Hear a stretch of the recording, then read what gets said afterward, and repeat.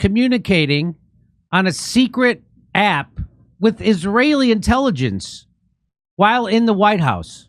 That means he's a traitor to our country, and he was a mole put there by the, I'm going to guess, the deep state, put in Trump's cabinet by the deep state to sabotage to sabotage any peace talks he would have, and to make sure we went to war with Iran at the behest of Israel. So it turns out there was a mole in Donald Trump's administration in the White House, and they found him and they got rid of him. His name is Mike Waltz, and he was more, it appears he was way more loyal to Israel than the United States.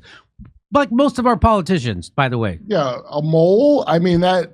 Well, here, let's listen. James Lee's going to get this. Here's James Lee.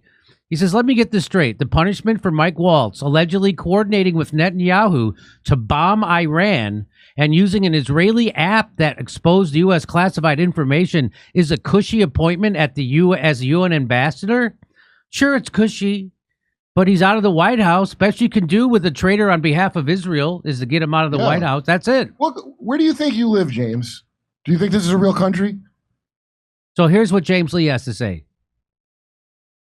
Listen, this, hold on to your, because this is going to blow it off. Watch.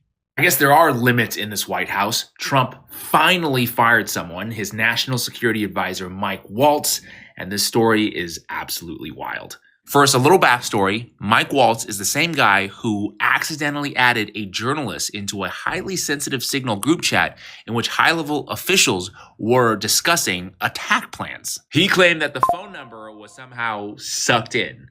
How's the number on your phone? Well, if you have somebody else's contact and then then somehow it gets sucked in. Sucked in or not, whatever that means, that should be a fireable offense. I mean, imagine if you or I did something like that at our job, we would be fired instantly. But anyway, Trump looked into it and he stuck with his man at the time. Now, fast forward to a couple days ago, Mike Waltz was caught using Signal again, this time in a cabinet meeting, except it wasn't the regular Signal group chat that you and I would download.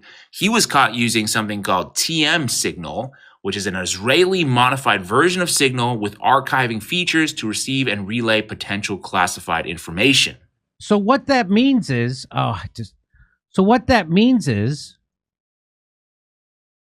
he was communicating on a secret app with Israeli intelligence while in the White House.